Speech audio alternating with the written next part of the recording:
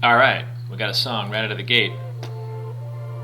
Stargazing by Kygo. And You saying this hopeless, that I I'm the should dancing. hopeless. As you can probably tell, I'm a hand dancer. Well, maybe she might. You so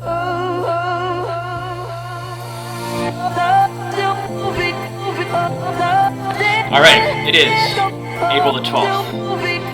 This is episode 40 of the Andrews Daily Update, the almost daily update.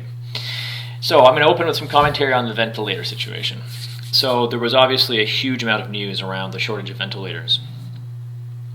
There's also a dearth of understanding in the medical community, or there was going into this, about what exactly the symptomology is or the physiology of this, the way that COVID affects the lungs. Specifically, what doctors didn't realize was that you could show up in the ER with a blood ox saturation of 70%, which would typically be cause for immediate concern. Most people who are only oxygenating their blood to the tune of 70% are suffering immediate and often fatal organ damage. But the reason why they're suffering that fatal organ damage isn't because their blood oxygen level is too low. It's because their carbon dioxide level is too high, which causes acidosis in the blood. Your blood gets acidic. It's literally like poisoning yourself. What they didn't realize, because they've never seen it before, is that in the case of COVID, you get this lining in your lungs, which does prevent oxygen from transfusing. But for some reason, the carbon dioxide is able to get out. And so you're more effective in a COVID lung at expiring carbon dioxide than you are at inspiring oxygen. And you've got these patients that show up that test at 70. They can hardly believe the reading. They're still copacetic. They can still have conversations with these folks. Typically, you'd be rushed straight, and you'd be almost in code blue, like at the doorstep. But that's not what's happening. The problem is you're putting these people on ventilators, which have a positive end pressure. They're basically helping you to breathe. Well, you have really fragile, like, sort of lungs. One of the other things that happens with COVID is your lungs lose their elasticity. The surfactant breaks down. So now you're forcing lungs open and close. Well, that just causes more trauma. So long story short, what they've learned is that ventilators are rare. I don't say rarely, but probably only half of the people, let's say, that have been intubated ought to have been intubated. The others should have simply been put on supplemental oxygen. The oxygen saturation number should have been ignored over the general patient's condition.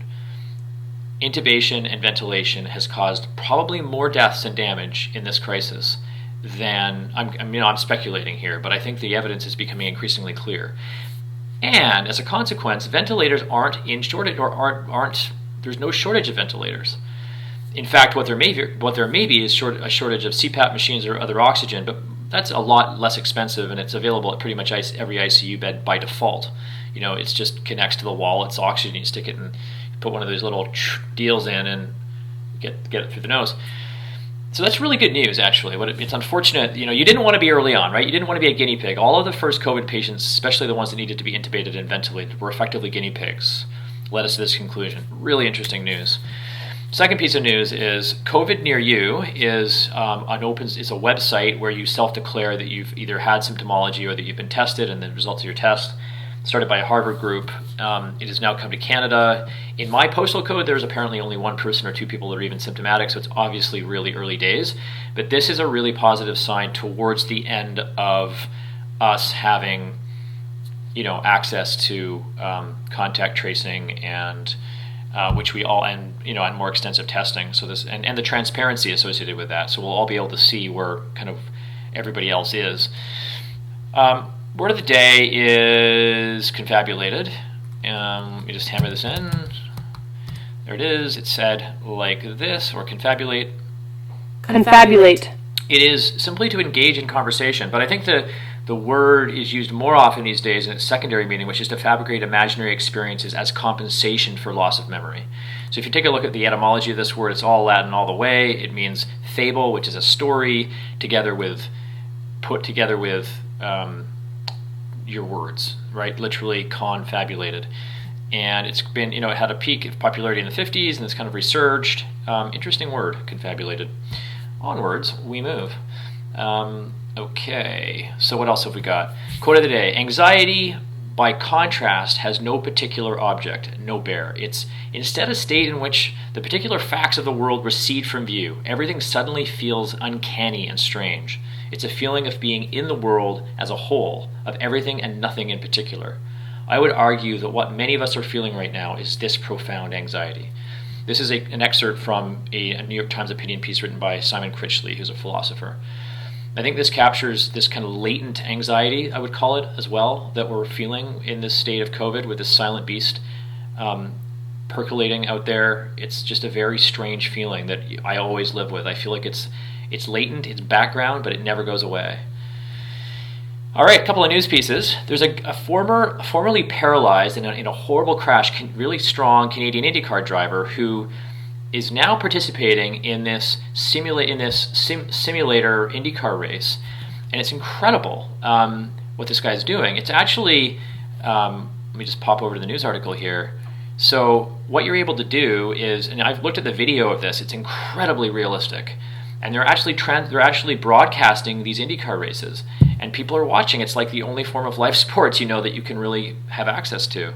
I think this is a harbinger of the future, right? That will simulate sports.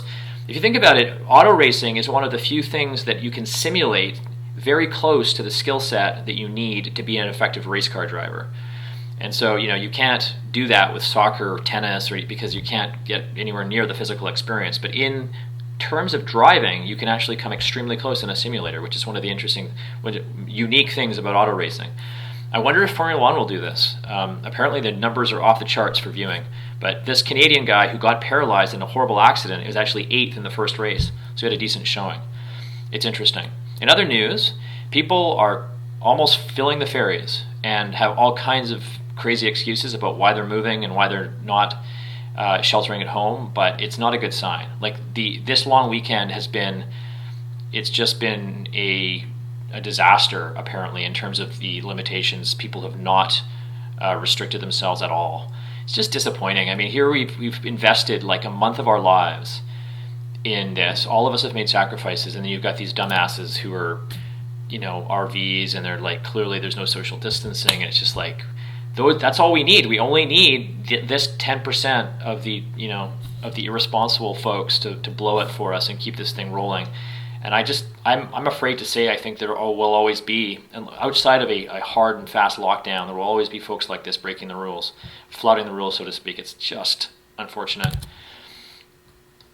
All right, it's This Town by Sasha Sloan. That's not the song we played. I think it was Stargazing. Actually, I think I've already played Stargazing, so let's play This Town by Sasha Sloan, shall we? Quickly bop over This Town by Sasha Sloan.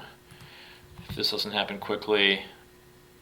Here we go. Oh, that's right. It's from the Stargazing LP. Yeah, that was the right song. Getting myself confused. No pick of the day, but here's my positive life changer of the day. Enjoying sitting on my patio just now this morning, have a cup of tea.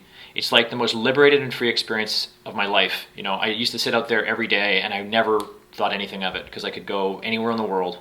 But now, when I sit out there in the sunshine and the fresh air, I realize that it's just a remarkable and special experience, and it's just a good reminder of being grateful for the freedoms that we still do have, and the health and the wealth that we have. Love you guys. Thanks for listening to these updates, and I will speak to you guys soon.